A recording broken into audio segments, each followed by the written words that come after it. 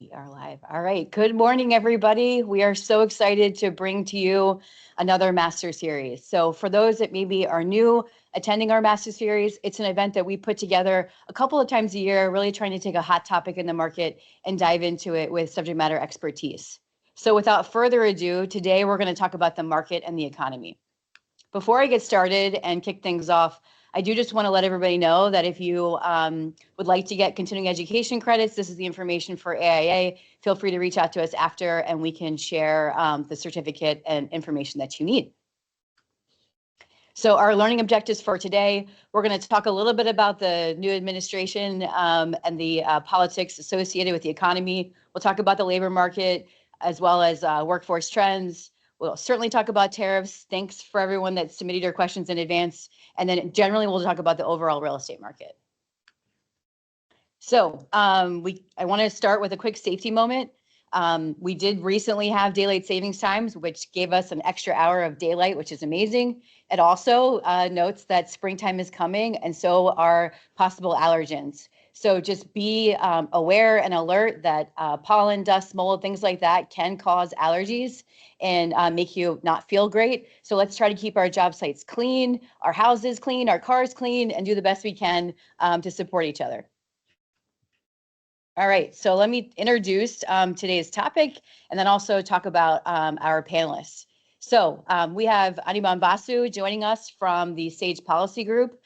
If you have not been able to listen to him speak before, you are in for a real treat. He makes economics exciting and funny, which is awesome. So really excited to have him here with us today, as well as PJ Ross, immediately to my right, who's our CFO at HITT and will certainly help us through today's conversation. And then I am the referee. So my name is Megan Lance. I lead research and development here at HITT and excited to bring this topic to you. So how are we going to do this? We are going to break this into kind of a game plan similar to a hockey match. So we are going to have 3 different periods. We're going to talk about the macro US market. We'll talk about the real estate market, and we'll talk about the construction industry. And we're going to spend about 15 minutes on each of those topics. We had about 75 questions come in advance of this session. And so we've woven a lot of those pieces through this. However, if you have a question as we go throughout, feel free to drop it into the chat and I'll weave that into our conversation. So Anirban's going to kick us off with a couple of minutes of really explaining the market and hit a couple of the details. And then PJ's got some questions and we'll kind of make this more of a fireside chat, collaborative discussion. So without further ado, we will get started. Okay, Anirban, I'm going to kick it over to you and let you talk a little bit about the macro US market. Yes, let's do this. So thank you very much to HITT for inviting me and making this possible.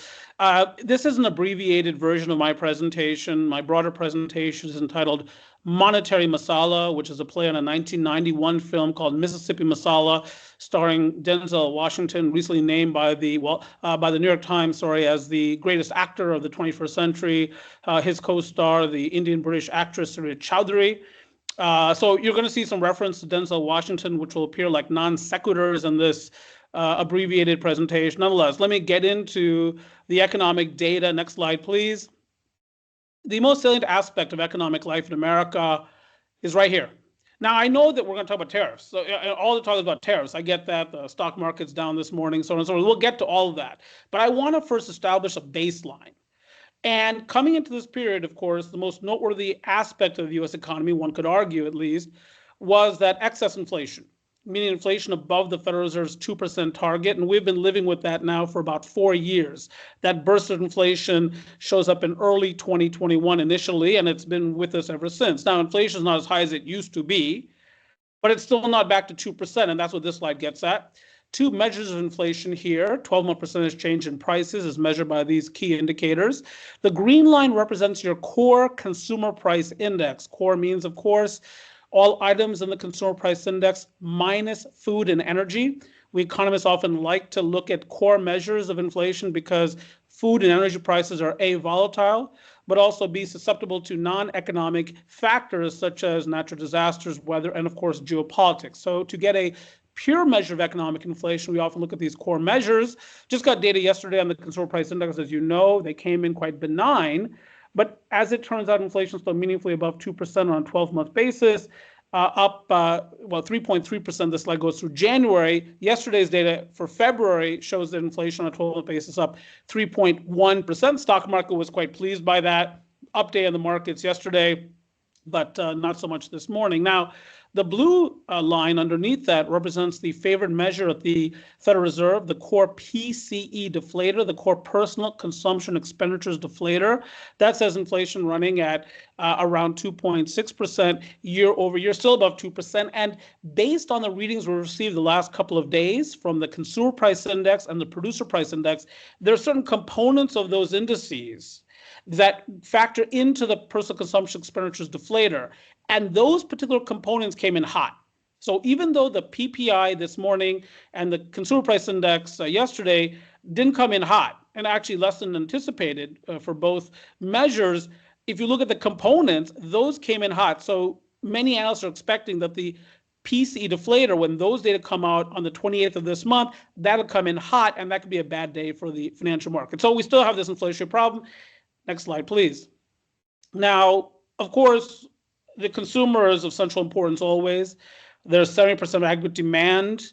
As I mentioned, the burst of inflation shows up in early 2021. So I'm going to take you back to May of 2020. Why that month? That is the first month of this economic expansion. So the public health emergency in America was declared precisely 5 years ago today, March 13th of 2020. Between March and April of 2020, America loses 22 million jobs. We start to add back jobs in May of 2020. You might remember that governors like Brian Kemp of Georgia and Ron DeSantis of Florida started reopening their economies in fairly early April. Not saying that's good policy or bad policy. I'll leave that to you. But that happened, and that positioned America to begin adding jobs by May of 2020. So if you start with May of 2020, and look at what prices were like back then, according to the Consumer Price Index, compare those prices to January of 2025, which is the last month which we have data when I turned in this presentation. Headline numbers are down below. Overall inflation in around 4.5 years, 25%, in a country that aspires to 2% inflation per annum. Strip out food and energy prices, a still lofty 22%. Now, categorically in green, energy prices up 57%. Transportation services up 53%. Why is that? Well, many reasons, of course. Insurance costs, so on and so forth. So shipping costs have gone up, but so too have workforce costs. I mean, we've seen some significant increases in compensation among certain categories of workers. And one of those categories is truck drivers. So I'll give you an example. We've had lots of labor market strife in recent years.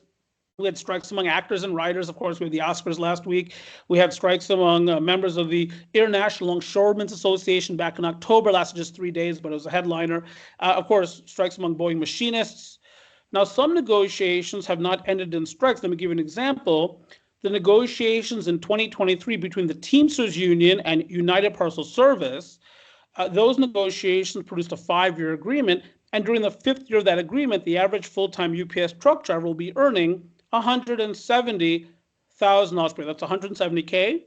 That's wages plus benefits, but it's $170K. Forcing people like myself to ask the question, how do I look in brown? And based on the app, spectacular. But the point is that would tend to be inflationary. Great for those workers. Don't get me wrong.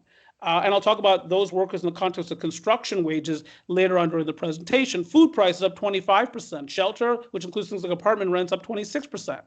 So this is what has Americans upset, more than any other factor, right? What has been the talk of the town recently? Eggs. I mean, how many of you have been in a discussion with your neighbors about egg prices recently? All of you. And that makes, of course, living almost unbearable. But the point is, that's where the pressure points are in the economy, and consumers being weighed down by inflation. We'll talk more about them later on in the presentation. Next slide, please. Now, of course, one of the other aspects of this is that higher inflation engenders higher interest rates. This is the Federal Reserve's principal mechanism for influencing economic growth. It's the federal funds rate. It also known as the Fed funds rate, also known as the overnight bank lending rate. It's also the way that the Federal Reserve influences inflation. So this is the rate at which banks can borrow from one another overnight. And why would a bank do that? Because banks require a certain amount of reserves inside the bank to make loans outside of themselves. And occasionally banks are up against that constraint. When this rate is set at a low level, banks are more likely to borrow from one another. thereby shoring up their reserves, thereby lending more aggressively in the economy when this rate is set at a higher level and opposing behavior ensues. Now, the burst of inflation shows up in early 2021. The Federal Reserve sees that in the data, we all do, but they do nothing about it. They view that inflation to be transitory in 2021. They think it's almost purely supply chain driven. That as supply chains normalize post-pandemic, inflation would just naturally abate to that 2% level we'd enjoyed for many years prior to the pandemic. Instead, the Federal Reserve presides over the creation of a wage price spiral. So price take off in early 2021. Employees notice, boss, I need a raise. I cannot afford my life. Boss says, no problem, I'll give you a raise. I need you. The economy is coming back very, very quickly. There's lots of backlog in my work. I'll just pass along my cost increases to my customers and clients.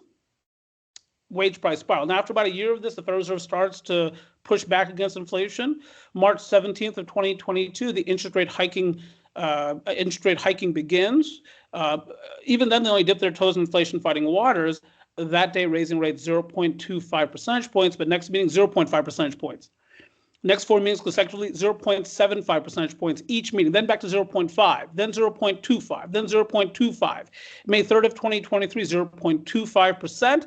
Pause in June, July 26th, 0.25%. Pause for 8 straight meetings. That's that flat spot that you see toward the right of the slide. And then September 18th of last year, the rate cutting begins, 0.5 percentage points that day. Had the stock market very, very excited in the fall of 2024. Then 2 days after the election, November 7th, another quarter point rate cut. Then December 18th, another quarter point rate cut, which means that the upper limit on the federal funds rate, which is what's being graphed for you here, has gone from 5.5% to 4.5%. But the point is very simple. Interest rates are still high, still constrained to economic growth. Next slide, please. Now, here's another thing. The consumer, you cannot have an economic downturn unless the consumer participates, because they're 70% of the economy. Now, the consumer is seldom, if ever, the instigator of an economic downturn. For that, you need a commercial real estate collapse in the 1980s and the attendant savings and loans crisis. Or you need a dot-com bubble bursting in 2000, followed by the 2001 recession. Or you need the housing bubble bursting, followed by the 2007, 2008, 2009 economic downturn. Or you need COVID. But at some point, the consumers got to become involved in that dynamic for there to be a full-fledged economic downturn. And thus far, the consumer, by and large, has not been involved in any kind of downturn, though January retail sales were a bit weak. But can they continue to spend as they have been? Again, the stock market's down, right? I mean, we had an all-time high in the S&P of 6,100 roughly. Now we're on 5,600. And this slide relates to a study conducted by the Federal Reserve Bank of San Francisco. The underlying measure here is personal savings measured in hundreds of billions of dollars. That's that green line that you see toward the bottom of the slide. So personal savings measured in hundreds of billions of dollars. And as we move toward the pandemic, you see a reasonably smooth trajectory in personal savings. But then the pandemic changes everything. Because during the pandemic, many Americans received stimulus payments. Many Americans experienced significant increase in compensation. And of course, we thank them for working through the pandemic. And they were increasing their household incomes even as their expenditures were dwindling, because they weren't taking vacations, they weren't seeing Beyonce or Taylor Swift in concert, or even Ice Spice or SZA. And so according to the San Francisco Federal Reserve Bank economists, the pinnacle, they amassed about $2.1 trillion in excess savings, meaning savings above and beyond what they would have saved but for the pandemic. According to those same economists, all those savings, about $2.4 trillion, have now been spent down. As that money was being spent in the economy, of course, it juiced the economy. So you look at the end of 2023, third quarter GDP for 2023, 4.9%, fourth quarter is 3.4%, 2.8% growth for all of last year. Fabulous. But now you're left with a consumer who has spent on their pandemic savings and continues to face high and rising prices, and those prices could keep rising. Next slide, please. Because, yes, we have tariffs. Now, I call this slide the Manhattan Candidate. It's a play on a Denzel film from 2004 called The Manchurian Candidate, in which he stars as Major Bennett Marco. But in any case, you look at these policies here, and I won't read through them, but extending the 2017 Tax Cuts and Jobs Act, not saying that's bad policy, by the way, it's probably going to happen. It's not my role to make a value judgment here. But to the extent that that pushes more money back to the economy, inflationary. Same thing with reducing the corporate tax rate to 15%. Same thing with eliminating tips on Social Security benefits or on tips. of course, tariffs, and we'll see what these look like, whether on Mexico, Canada, steel and aluminum. By the way, I don't know if you saw the producer price index reading this morning. Steel prices are bursting higher, and more distributors are talking about being charged tariff premiums or surcharges on their steel purchases. So certain materials prices really stand to ramp higher going forward. Of course, we have proposed tariffs on computer chips, on pharmaceuticals, on vehicles. And so we'll see. And then, of course, deportation policies, which could have a chilling effect on the labor market that makes extensive use of immigrants. So, we'll see what this looks like. But a lot of this is inflationary. And so let's turn to Q&A for this part of the presentation. All right. Thank you, Annabon. That was excellent. Looking at a Denzel quote more from his personal life than his movies, I never look at things as problems. I look at them as opportunities. So when we're thinking about opportunities, what is it that gets you the most excited about the future in the economy, looking at 2025 and beyond? What are the growth areas, the opportunities, and from a macro sense, what gets you most energized? Yeah, so it's a rapidly transforming economy. And so whether it's artificial intelligence or more manufacturing coming back to America, in part because of these tariffs, that rapid transformation of the economy creates all kinds of opportunities, including for contractors, right? Whether we're talking about mission critical data centers or we're talking about massive manufacturing facilities. Of course, HITT has a presence in the industrial market, as everyone knows, and also with mission critical. And so that's what's exciting, the fact that things are changing. That's what makes it interesting for an economist.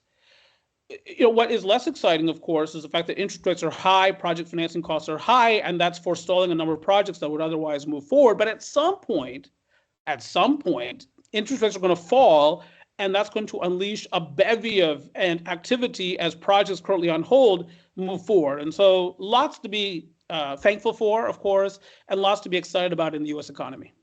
Yeah, my next question was going to be more around what keeps you up at night, and I wasn't sure if that 2.4 trillion in excess savings was all spent on Taylor Swift, Beyonce, and Ice Spice concerts.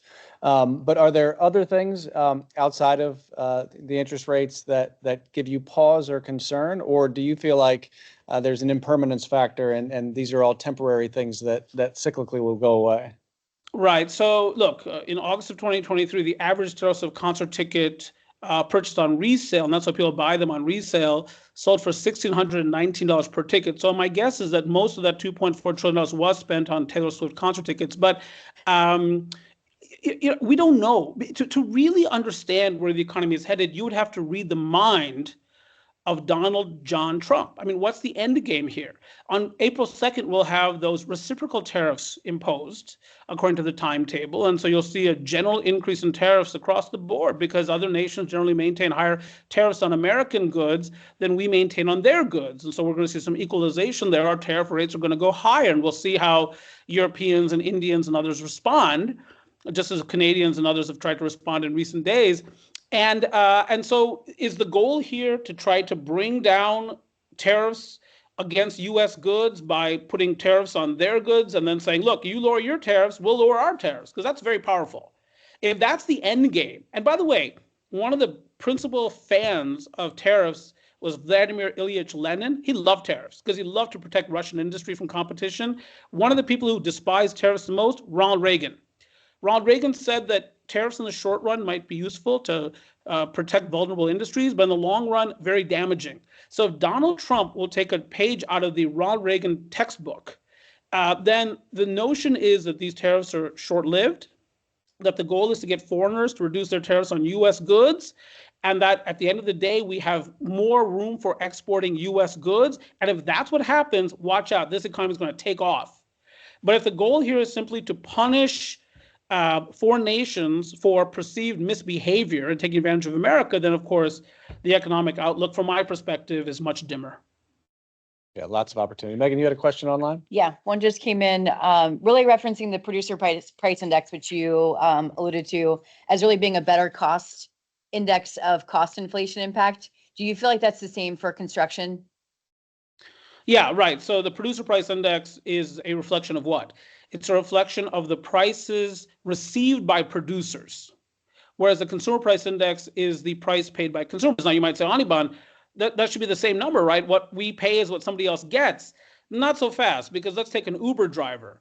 we might pay one thing to the Uber driver gets something very different. So the producer price index is distinguishable from the consumer price index. And yes, I would say that the producer price index is a more leading economic indicator of where prices are headed than is the consumer price index. And again, for certain materials critical to construction, we saw some fairly significant increases in producer prices. Now, energy prices have fallen recently. Oil prices in North America down to $68 a barrel. But when you look at softwood lumber, when you look at steel prices, when you look at aluminum prices, those prices really took off in the February producer price index. And so watch out, because there's probably more of that in front of us. Yeah, for sure.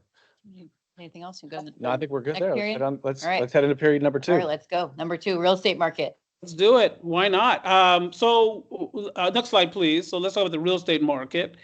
Okay, so some other overhangs since the pandemic. We talked about the shift in consumer behavior, all of that amassed savings, but now spent down, and of course, lingering supply chain effects out there, as it turns out. So that's another source of inflation. But one of the other aspects of economic life, of course, the ongoing pervasiveness of remote work. Now, there's been a lot of chit chat in America recently about people coming back to work, right? Jamie Dimon at JP Morgan, and you got to come back to the office if you want to work at JP Morgan. Yeah, that's true. And Goldman Sachs, I understand, has been in the office 5 days a week for a couple of years now.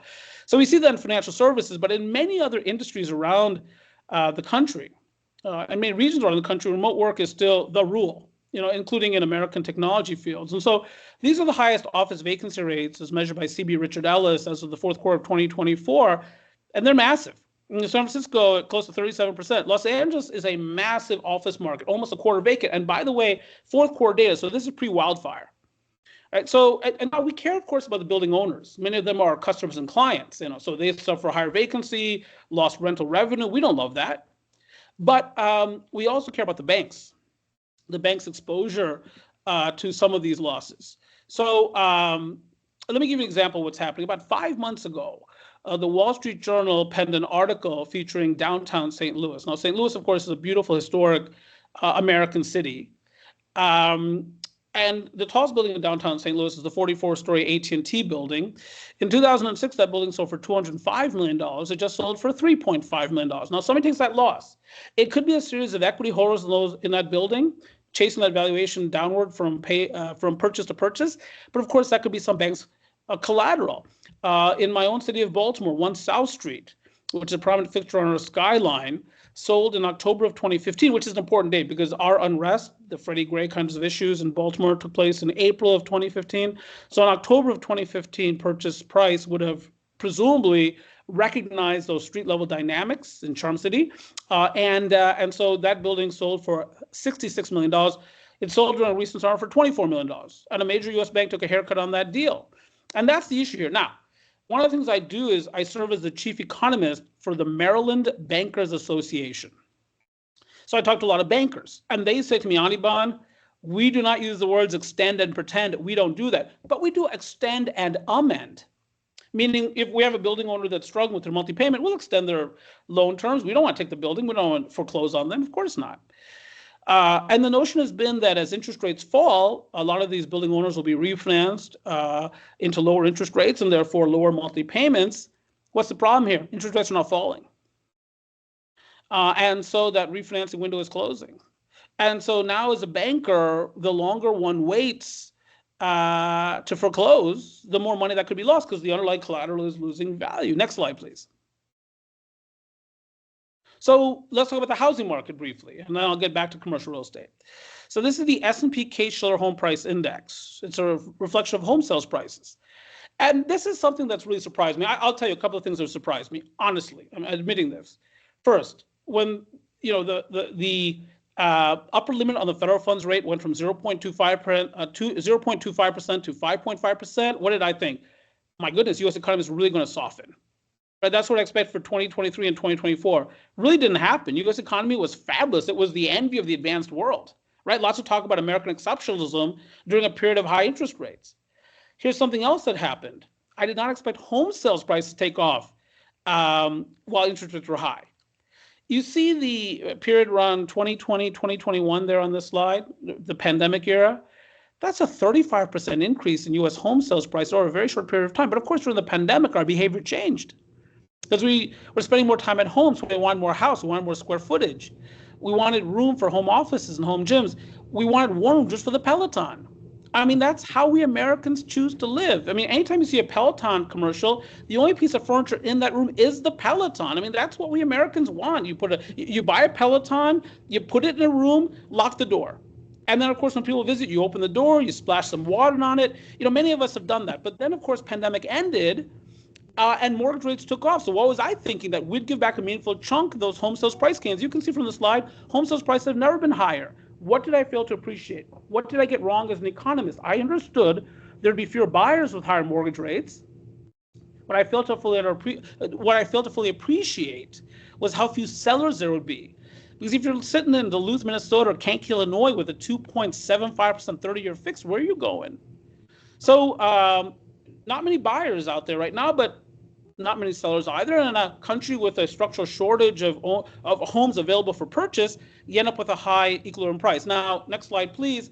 These dynamics also impact construction. So here's a leading indicator of construction, U.S. residential building permits. That's a leading indicator because if you're a builder, you've got to pull a permit before you build. Now, the orange line there are single-family building permits. And you say, Anirban, that does not look so bad.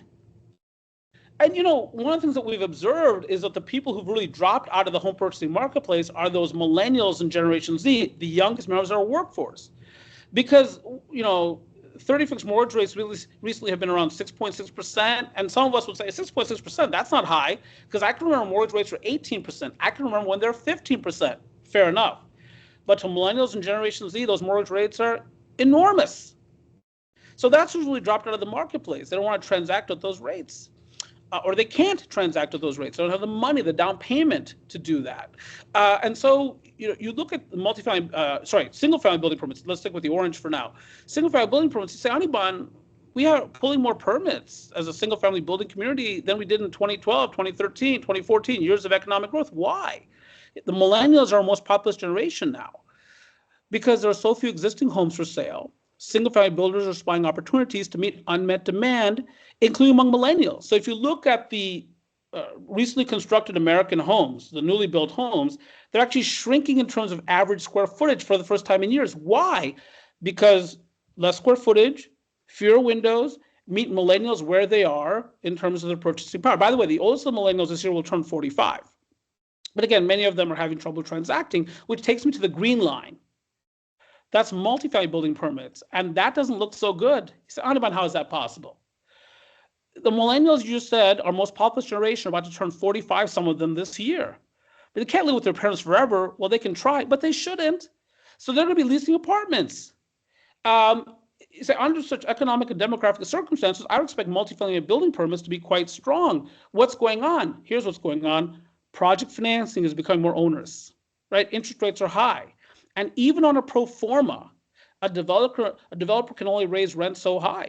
And in certain parts of the country, Denver, Colorado, Austin, Texas, Nashville, Tennessee, Tampa, Florida, apartment rents are actually falling. And one of the things we also observe in parts of the country is that apartment buildings are trading for a lower price now than the previous purchase price, which renders their value as bank collateral shakier. So because of that, we're starting to see, and again, a lot of these projects would work with lower interest rates. Lower project financing costs, even with construction prices reasonably high relative to where they had been pre-pandemic. But it's just not working right now. And so that's why you see that multifamily series flagging. Now, next slide, please. Now, according to the U.S. Census Bureau, and this is back to non-residential construction now, there are 16 categories of non-residential construction in our country. All are listed here. And these horizontal bars represent the percentage change in construction spending for the period February of 2020, why that month is the baseline. February of 2020 is the last month before we shut down the economy. So I'm using that as the pre-pandemic level of construction activity for each of these segments versus December of 2024, which is the last month we had data for when I turned in this presentation. We just got the January data in, but the story doesn't change very much, as it turns out, between December of 2024 and January of 2025. So if you look at that top bar there, that's the amount of growth we've seen in total non-residential construction spending, and the number is 41.5%. Oh, actually, it's 40.5%. The February figure is now 41%, but 40.5% is what you see on the slide between February of 2020 and December of 2024. Not quite a 5-year comparison. So, Anibal, that's about 8% a year. That's pretty good. Yeah, that's good, but it's not just for inflation.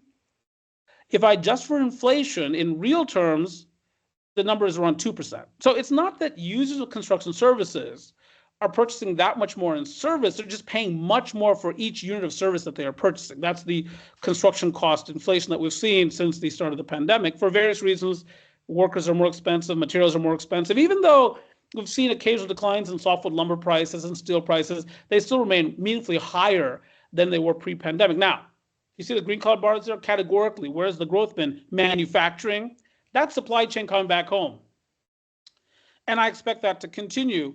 On November 15th of 2021, President Biden signed the Infrastructure Investment and Jobs Act. So you see categories like water supply, sewage and waste disposal, which is about 95% publicly financed, and highway and street for the vanguard in terms of spending growth. Again, these data are not adjusted for inflation. At the bottom, you see those interest rate sensitive categories, right? Office construction. Now, interestingly, the office segment includes the construction of data centers. Now, data center construction, of course, is fast, fierce, and frenetic. And despite this recent market turbulence, those hyperscalers like AWS, Microsoft, Meta, Google/Alphabet have continued to commit to that artificial intelligence related build out, including of data centers. And so, again, that's very exciting, mission critical. But it's been the traditional office space in the land of remote work and high vacancy rates that continues to struggle, and that's what you see in that category. And then lodging, again, that's hotel room construction, and that has continued to lag. We built a ton of hotel rooms during the 5 years prior to the pandemic, and we just simply haven't absorbed enough of those hotel rooms to create the next boom in lodging-related construction. Next slide, please. Now, I'd mentioned those buildings in St. Louis and Baltimore. Elsewhere, we see office buildings. Not all office buildings. Not Class A office buildings. Often it's in older central business districts and the older buildings that are in. I just delivered a presentation in Salisbury, Maryland, because that's how glamorous my life is. And the office vacancy rate in Salisbury, Maryland, which is the commercial epicenter of Maryland's Eastern Shore, is just about 6%. But again, in those older central business districts and older buildings, meaning Class B, Class C, that's where the pain is. And if the value of those buildings is falling because they're not that competitive, and vacancy continues to rise as leases are not renewed, again, as a banker, I have an incentive to foreclose earlier to protect the value of the collateral. Just get it off my balance sheet. And so you can see commercial real estate foreclosures have been spiking recently, and I would expect more of that in the next 1 to 2 years. Next slide, please. I think that might be the last one. And that's the next, that's next. Okay, so great. Yep. Sure. Can I jump in? Yeah, This go ahead. one question just came in. I know when you were talking about the vacancy rates across the markets, your slide was really talking about the top 20 or so that have the higher end of rates. There was a question noted in the chat that the Washington, D.C. area wasn't represented on that slide. Do you have a quick sense on how the vacancy rate is doing in this market? Right, so we don't have very current data, right? We're in the midst of the first quarter. The last quarterly data that we have from the likes of CB Richard Ellis is for the fourth quarter. So inauguration was January 20th. I can't remember when Elon Musk gets involved and Doge gets really busy, but as you know, we now have about 2,000 workers about to lose their jobs as part of education. Again, not saying that's good or bad news. That's, good or bad policy. That's for other people to decide. But naturally, that would increase vacancy in the office market. So Washington, D.C. is not represented there. By the way, a big budget fight. So we might shut down the government tomorrow. I don't know if you know that, but that's another economic risk. I mean, it's just another day in America. And one of the issues is the $1 billion of federal support to the District of Columbia. That's as part of this budget initiative coming from the House of Representatives. So we'll see what happens with that. But the District of Columbia is in trouble. Office vacancy rate is rising. My guess is the office vacancy rate in the District of Columbia will soon be in the 30s. By the way, in my own city of Baltimore, which is also not on that list, once T. Rowe Price concludes its move out of 100 East Pratt Street, which is 450,000 square feet being vacated there, and moves to their new headquarters in Harbor Point, which is also in Baltimore, the downtown office vacancy rate in downtown Baltimore will be 30%. And so we are seeing in many, many markets office vacancy rising, which puts downward pressure on property valuations. And again, it creates risk for the banking community. So that's the major issue. You want to kick it Yeah. off, Peter? I know you- Yeah, so I was focused on optimism last time, and my next Denzel quote is, to get something you've never had, you have to do some things that you've never done before. And so we're seeing people shift and pivot. And knowing that a lot of real estate and construction work is local, you've seen markets that perform differently. What geographies and market types outside of what you've already discussed are actually on the upswing? We saw a lot last year as population was migrating into the Southeast. Are you seeing any trends that are on the dramatically positive swing up? Look, two things drive construction activity, if that's what we're focused on. One is population growth. In recent years, no region of the country has added more people in absolute terms than the Dallas metropolitan area. That's North Texas. It is booming. Flat land, plentiful rainfall, lots of infrastructure leverage, favorable tax environment, favorable business climate, generally speaking. So just ripe for economic growth. By the way, no region of the country overpays their quarterback as much as the Dallas metropolitan area, but I'm persuaded that those things are purely coincidental. But it's the American South. That's where the population has been. It's been Tampa. It's Atlanta. It's Phoenix, Arizona. And of course, Phoenix is a major retirement hotspot, as is Tampa, Sarasota, so on and so forth. So that's where the energy has been. It's Nashville, Tennessee, another boom market. Now, migration to these regions has actually slowed recently. You know why? Because people are not selling their homes. You know why? Because they locked into 2.75% 30-year fixed during the pandemic, and they don't want to transact at a 6.6% 30-year fixed mortgage rate. So once that mortgage rate comes down, you're going to see a lot more migration to the South than you see right now among homeowners. Renters are free agents. And a lot of renters are ending up in markets like Raleigh-Durham, North Carolina, Charlotte, North Carolina, those red hot southern markets. By the way, there's some markets in the north that are doing quite nicely. Columbus, Ohio, Indianapolis, Indiana, Boise, Idaho. Some of these markets are attracting a lot of population for various reasons, including job growth. The other thing that drives construction, we'll get to this in a later slide, is large-scale capital projects. And there, the advantage often is in the upper Midwest. The upper Midwest is famous for supply chain. There's a manufacturing heritage there. There are lots of people with those kinds of requisite skills to participate in 21st century manufacturing and logistics. And we'll talk about this more, but that's another part of the country that's doing quite well in terms of construction, because that's the land of the mega projects in many cases. We also see, of course, manufacturing of semiconductors, those kinds of plants being situated as well in upstate New York, Boise, Idaho, of course, Texas, my goodness, Samsung, Texas Instruments, and of course in Arizona with TSMC and some other manufacturers. So it is the time of the mega project, and certain regions are benefiting from that, including regions that actually don't have a lot of population, like a Syracuse, New York, for instance, or a central Ohio. So you've touched a lot on the residential markets, and I think the supply and demand there. Hopefully, we don't have to wait 25 years for all of these 2.5% mortgages to come down. I think probably if a number starts with a 5, we'll see a little bit more movement. Focusing on the commercial side, what do you see as a bigger driver? The valuations, the interest rates, or the return to office kind of pulling more work back into the commercial sector?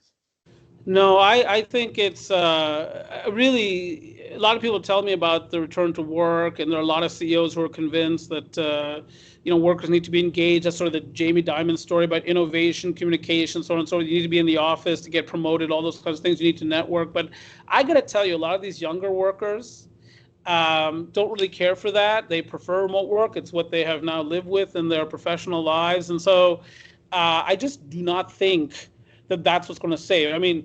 Look, a couple of things. Of course, you can take an office building sometimes and convert it into an apartment building or a data center or something else, an outpatient medical clinic, for instance, if you're talking about a suburban office building. So that's possible. We'll see a lot of conversions.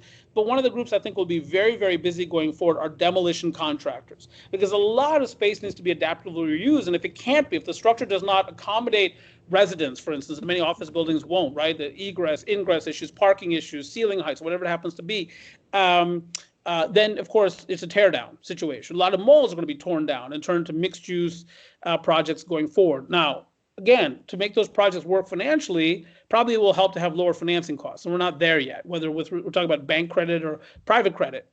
But watch out. Adaptive reuse is going to be a major market going forward. Now with governments running out of work, by the way, we'll also be talking more about public-private partnerships, but that might be a discussion for another day. Yeah, one of the things Megan and I were talking a lot before we started was about new buildings and building repositioning, and whether, if it's not pushing people back into the office, are there things that can be done to create new spaces that are actually pulling people back in? And I think you had mentioned in Baltimore they were reducing their square footage, but I'd assume that they're building nicer and they're building a space that's more attractive to the team. Class A plus space is still very much in demand because you've got some companies out there that are mega successful, and nice office space is a tool for retention and recruitment. So T. Rowe Price is creating this new beautiful headquarters at Harbor Point on the water because they want to compete with Vanguard and Fidelity and Goldman Sachs and others for top financial talent, right? So they have to do that. So there's that.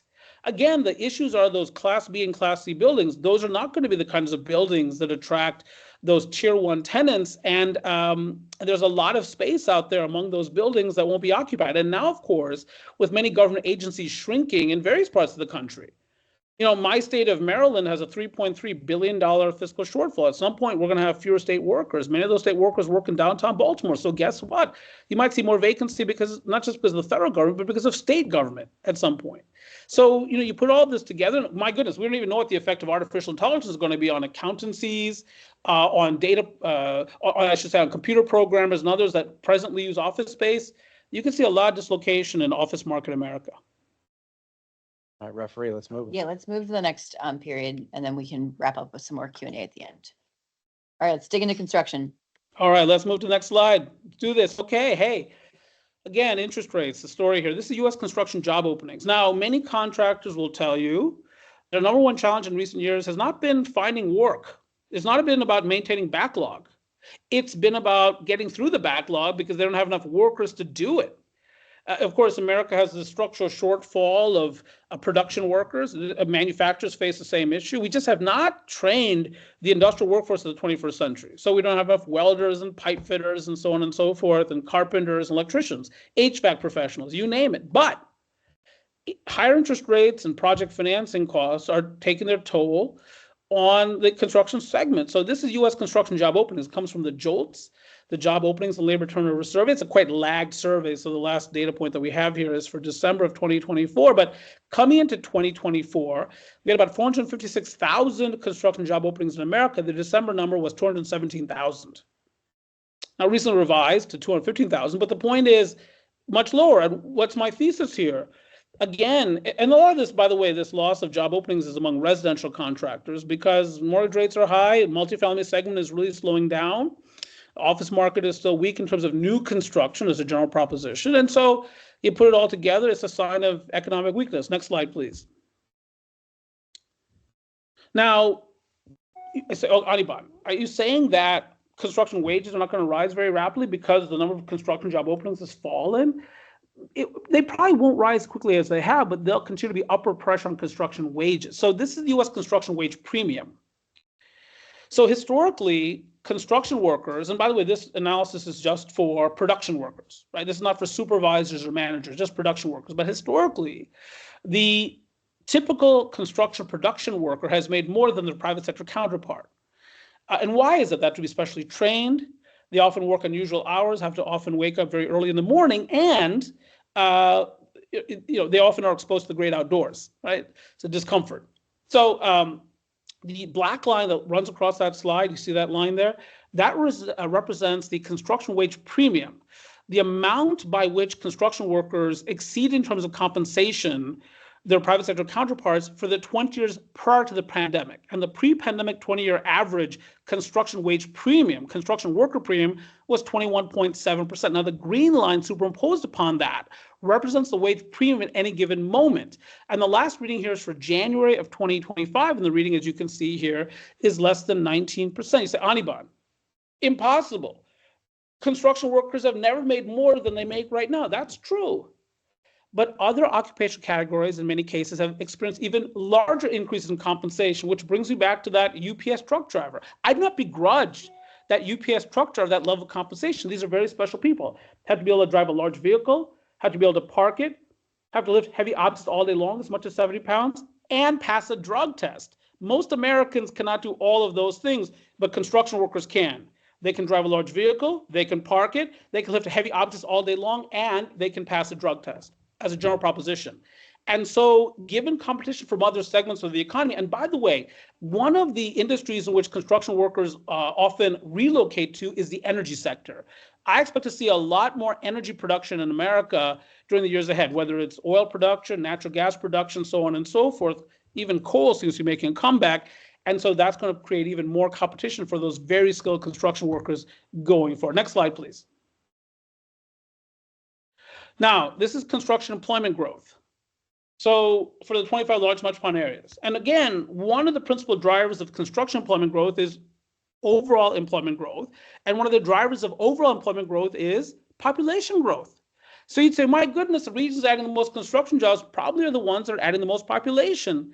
But actually, that's not necessarily the case. So if you look at construction job growth from February of 2020, again, the month before we shut down the economy, to December of 2024, the last month which you have subnational data, what's the number one market in terms of construction employment growth over the last not quite 5 years? Detroit, Michigan. Why?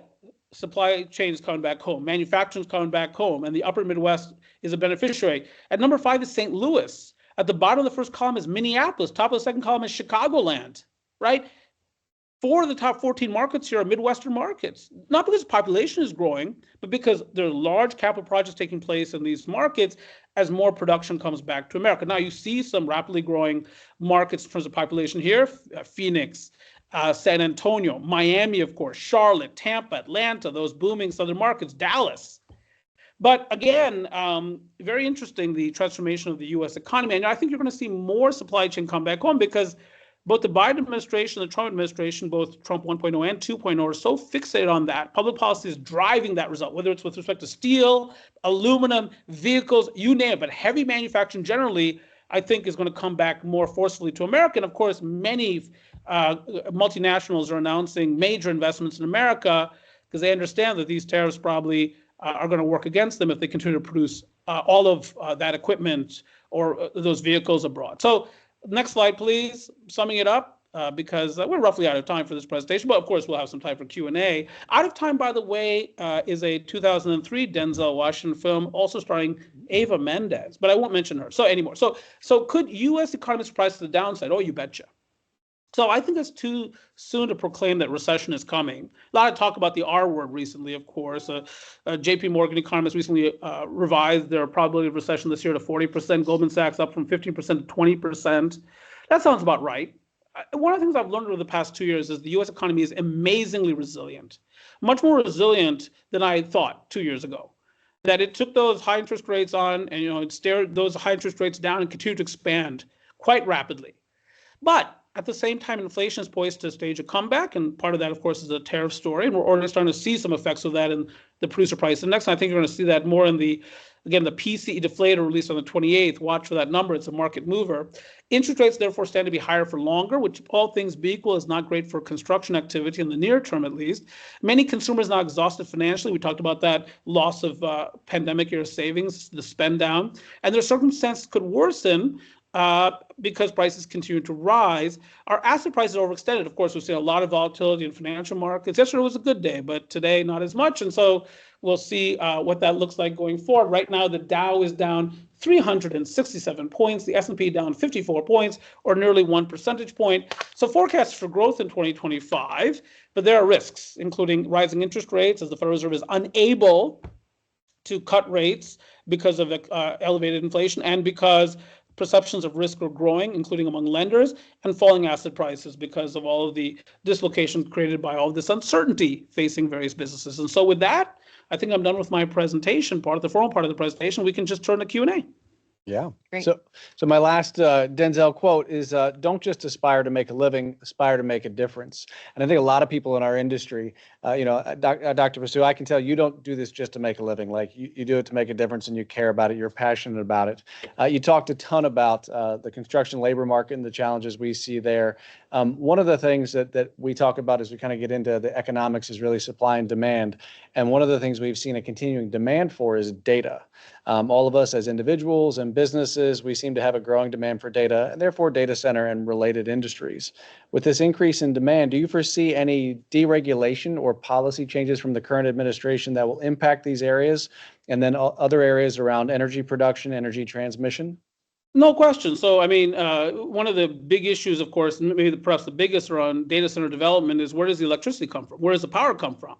And what does this mean for rate powers currently in any given region of the country? We're dealing with this in Maryland where, already our ratepayers are paying very lofty sums for electricity. And now here come these proposed data centers to various suburban jurisdictions. And people are asking the question, what does that mean for our rates? Will they rise even more? We can't afford it as it is.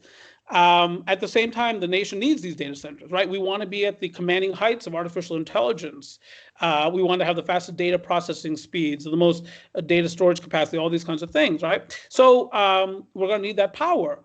I think the Trump administration, again, this is just my view, and I'm not trying to be partisan here, the Trump administration's focus on deregulating energy production and distribution actually very much support data center development. It makes sense, right? To the extent that you can drive down the cost of energy production and distribution, that would tend to make data centers that much more economical for the operator, but also for the broader community. Now, somebody could say, well, wait. What about these, tariffs on Canada? And Canada, Ontario exports energy to the upper Midwest. That's right. I mean, you can find exceptions to anything, but as a general proposition, I think the Trump administration is very focused on increasing energy production and therefore lowering costs. I'll give you an example. The new Treasury Secretary is a gentleman named Scott Bessent. He's a hedge fund manager. And he talks about the 3 threes as his goals. The 3 threes are sustainable 3% real GDP growth in America, up from the long-term projection of closer to 2% growth in real terms. He talks about reducing the federal budget deficit from 7% of GDP to 3% of GDP. But the third 3 is he wants to increase oil production by 3 million barrels of oil per day, which would take us above 16 million barrels of oil per day. I don't think it's going to happen necessarily because the market won't support that kind of production. The price won't be high enough to justify that level of production, I don't think. But again, it speaks to the philosophy of the current administration, drive down energy costs, again, very favorable for data center development. We talk a lot about the data center growth, and we talk about onshoring a lot of this advanced manufacturing. Do you see any secondary markets that will benefit from these, maybe it's with population growth and multifamily development, or anything? Because everybody likes to focus on the primary source, but are there secondary or tertiary markets that you think will see a good boost from this? From data center development? Data center, energy production, advanced manufacturing, yes. nearshoring. Well, of course. I mean, look, a lot of our energy production takes place in, I would say, tier 2, tier 3 markets, right? Whether it's the fracking that takes place in western North Dakota, or the energy production in Oklahoma, or in the Baton Rouge area of Louisiana, southern Louisiana. Yes, of course. I mean, those are not the Dallases. That's not by the way, one primary market that really stands out in terms of growth prospects, I think, Houston, Texas. Watch out for Houston, Texas. Now, Houston's already one of the top markets in the country in terms of growth. But again, the Trump administration's focus on driving up production and driving down costs, whether for data centers or other users of energy, favors Houston, because Houston is America's energy technology capital. So much engineering talent finds its way to Houston to participate in the energy sector, and the emergence of new technologies often coming out of research development taking place in the Houston area. So that Houston market, forget about it. It's going to be, I think, fabulous. So, I mean, there are primary markets, obviously, that benefit as well, but many secondary markets. And by the way, data centers are very nice for rural areas in the following sense. They create a ton of tax base, but they actually don't create a ton of jobs. And you say, well, that's not good. That is good in the sense that when you create a lot of jobs, you create a lot of demand for school capacity. Right? Families, the people attracted, households attracted, they have kids, and all of a sudden you now need more school capacity. But because these data centers generate a lot of tax base, but not much demand for new school capacity, it's a fiscal winner often for communities. So you're going to see a lot of rural communities and suburban communities trying to attract these data centers. So those are secondary markets in many cases, and they tend to be beneficiaries if they play their cards right. For sure. Megan, you had one. Yeah, there's So I want to take a couple questions online. I think we have time for maybe two more.